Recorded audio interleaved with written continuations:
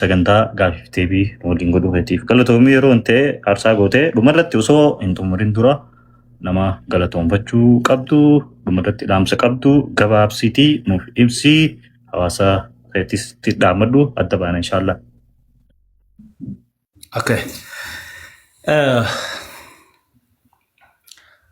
Akareefu inni kaase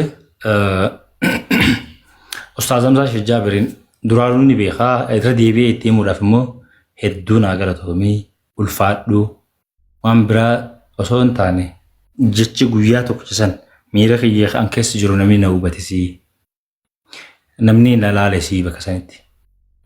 ndan hedduu naa ulfaadhu akkasumas manguddoota ustaazota ulamaa'ii bakka san turte hundi isaanii galatoomaa obboleessa keessan abdii isin kanitaniif ammallee isin eegu jira at least waan biraa humaa naan godhinaa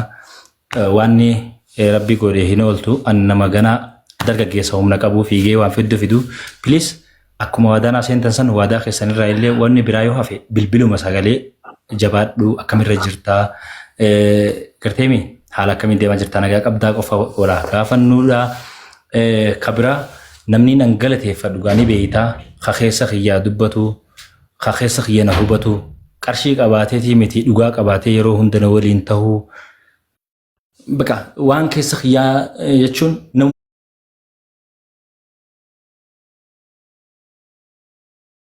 maqaa kiyya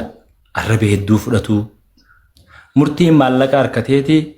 maallaqaan gara amantii deebistaniin ja'ame waan kanallee quba qabaadhadha ani maallaqni qeerransa faa ijoollee Saudi Arabiyaa jiran nama lama kan irreef maqaa sii kaasee obboleeyyan kiyya akkuma nama tokkotti abshir haga isaan sida qabanii warra naan ja'an hunda saniin galatoomaa jeenitiin anaaf ammoo maallaqni nan harkadhee karaa amantii deebi'ee yookaan amantii xisaabii akkan jirre asumaan hubadhaati qooda qocaaf kaaye allaattiin hin fuune hoggusa galchofanii hoggusa galchawuun jira bikka kiyyattis niin deebi'a hawaasaan irraa dhaladhe completely walii galattiin galateeffachuuti barbaada isin galatoomaadha ani bagaan isin irraa dhaladhe qabeenyaan osoo hin ta'in fageenyaan osoo hin ta'in maallaqaan osoo hin ta'in kanaan osoo hin ta'in abdiin ani isin biraa qabuutu jira waan ta'eef naa galatooma ulfaadhaa hundi keessan bagaan isin irraa dhaladhe addattillee obboleessa kiyyaa Alex Taayyee naa galateeffadhaa bakka isaa agartanitti akka waan naa agartanii naa laalaa naa ulfaadhu jaadhaanii baga gammaddeellee naa jaadhanii cilee isaatillee godhuuf deemna dhiyeenyatti waliin cilee isaanii goonaaf inshaallah so taakanaati maqaa adda addaan tokko tokko yaamee hin danda'u walumaa galatti ati ummanni ulfaataan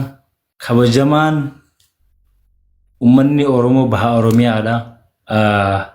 kan walitti dhiyaan walbeen hayaada waliin hubatin hagaraa keessaa walbeen illee hundi keessanuu na ulfaadha na horana kulaana jiraadha akka Oromootti illee hundi keessaniin jaaladhaniin kabaja addatti immoo Harargeetti yaafan gizee hunda lubbuudhaan kanna maaliif anaattu isinirraa dhalatee anaattu ilma keessanii hammaadhu anaatamaa keessanii gaarii yoon ta'e anaa gaarii keessanii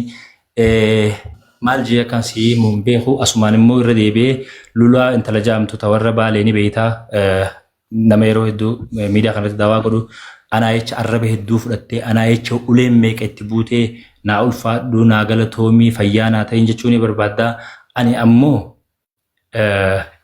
bagaan isinirraa dhaladhee ilma keessan tahee anaatu rakkoo tiyya isin dhoose malee isin homaan taanii ganallee an rakkoo tiyya daran gammachuu tiyya akka harkataniin barbaada perfect hagaan dandeetti akka isinirraa feetanillee ta'uu ni yaala ammoo namni muslimaa ka perfect ta'e hin jiru amantii muslimaa qofaa perfect amantii muslimaa hanqinaa fi hanqoota kan qabdu wama yaada irraa kannatan teeknooloojii fi saayinsiin tokko ittiin dhaqqabne beekumsi addunyaa tanaa ittiin dhaqqabne kanaaf hanqina tokko hin qabdu gaafaan an balleesse yookaan namni muslimaa tokko dogoggore amantii bakka bu'ee osoo hin taane nama dhuunfaa san bakka bu'ee kawaqa samuu nama muslimaa san ta'uu hin malee amantii ta'uu hin qabu